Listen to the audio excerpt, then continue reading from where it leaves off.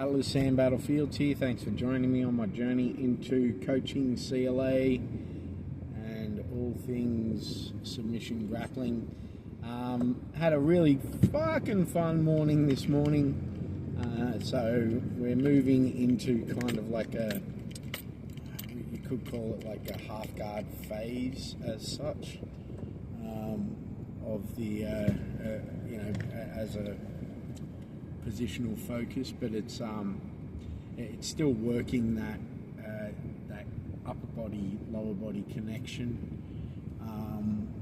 sort of conditional stuff. I've wondered why. So for ages, even during leg entanglement phase, I wondered why my knees were still. Well, I didn't wonder why my knees were still good, because. So let me backtrack. In the traditional approach that I've done in the past, or that I've taken part of, whenever I've done leg locks, leg entanglements, anything like that, like I did, pretty sure it was a Jeremy Skinner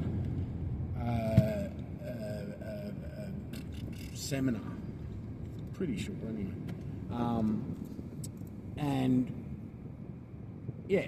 Did a seminar, and like it was on heel hooks, and I definitely loved it.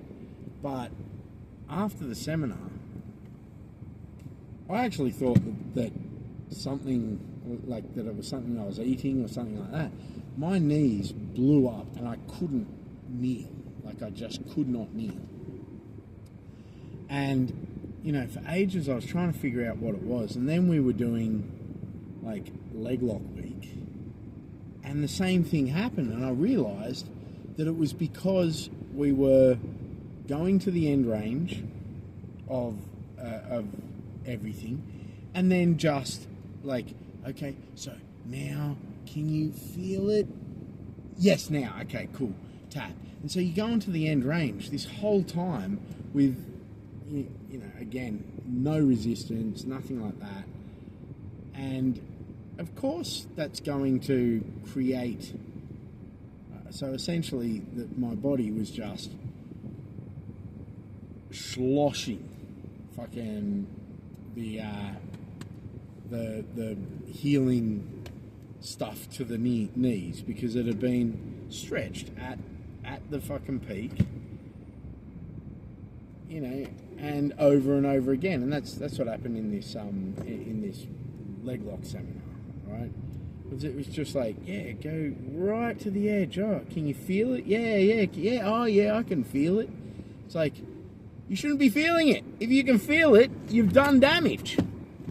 If you've already fucking felt it, you've already done the fucking damage. So,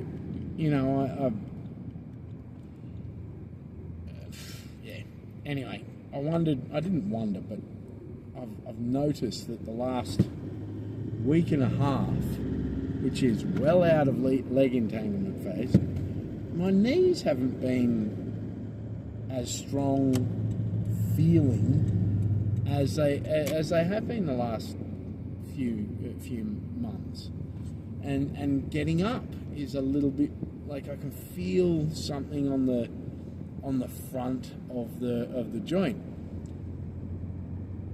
And I realised today what it is.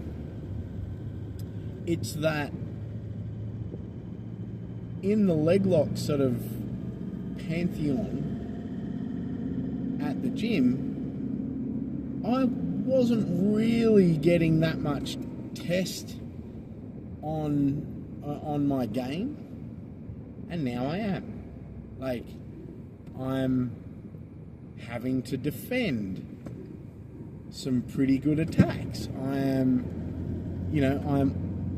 getting very close to having heel hooks done on me. I'm getting, if not having them done on me, but sort of getting out last minute. So I'm starting to be attacked in a way that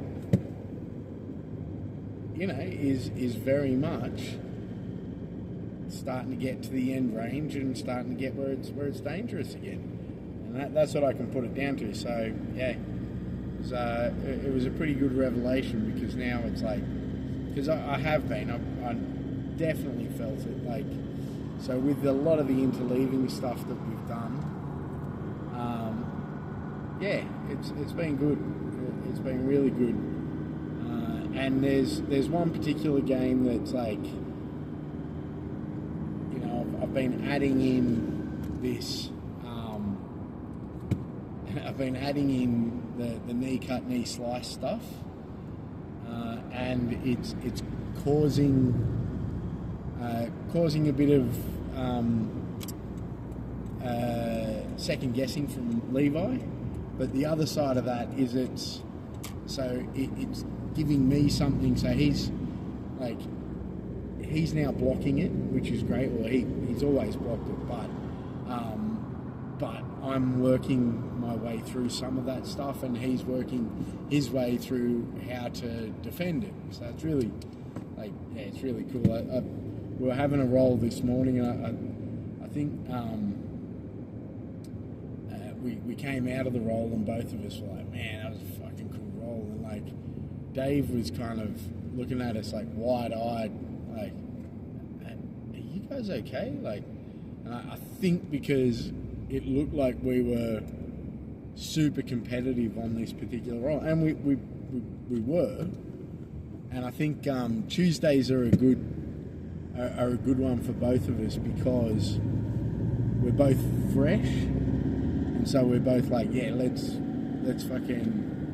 give it a solid crack, sort of thing. I don't know, mate. That's how I see it anyway. I mean, his ability to go hard regardless is pretty fucking good. So,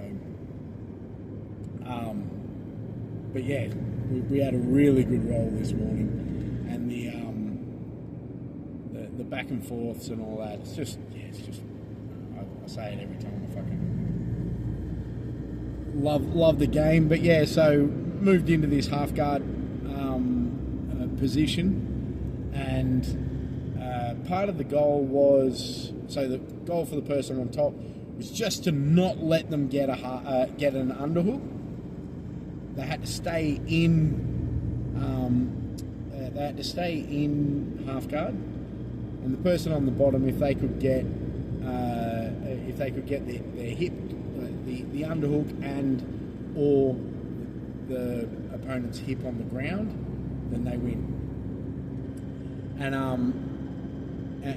then the next game we played was a similar thing, but person on top could move to a side control, move to a mount, and an additional thing for the person on the bottom was that they could also regain guard. And what was brought up by Dave, which I thought was really cool, was in that first game, his legs were heaps loose, and he was exploring. I really noticed that he was exploring his options with the with legs underneath. He was exploring his options with legs underneath, and yeah, he even said afterwards, like, yeah, I was very loose with my legs because I knew he wasn't getting out. And I'm like, that's good. You know, that really is good, because you're seeing, you're able to explore what may or may not work within that context. And afterwards, when we had the context of, all right, now we've got to keep him in half guard because he can go into. Now you're having to tighten up, but you've also explored these other options. So that was really cool. And yeah, it was the second sort of round of the first game. It was super tight, like you couldn't get out. And then that second game, super tight, but we also were able to test out, I suppose, new things and crunch up in different ways, and yeah, just find ways to get that arm back, and or like retain that top position while moving to some sort of a dominant control. One that I was able to get was kind of like a head arm type control, and one that Levi was working on was like that kind of like a tripod. I think it would be called tripod pass, where you kind of put your head on one side and then go up in like an A-frame and then shimmy yaw. Try and shake their half guard off, and then kind of knee slice or knee cut, whatever you want to do. Which is really good, and and sort of as a top-down concept, like something that was that I was kind of, well, not kind of, something that I wanted to show as a more overarching concept is like, as the person on top and the person on the bottom, like, if you're the person on the bottom and someone's like holding you down, Levi said, oh yeah, normally I'd just wait for them to move, and it's like, yeah, but then they're dictating the pace, or they're dictating where your degrees of freedom are, they're dictating the pathways from which you can get out. Whereas if you destabilize them, then you are dictating the degrees of freedom that they have, and you are dictating the pathways that their control is allowing. So I thought that was a good, I don't know if I'm explaining it that well, but yeah, I thought that was a good sort of top-down concept. So yeah, anyway, there is a police officer right in front of me, so that should be fun, and I just almost ran a red light, and so I don't want to touch my screen while they're just there. Anyway, Sam Battlefields, war and peace.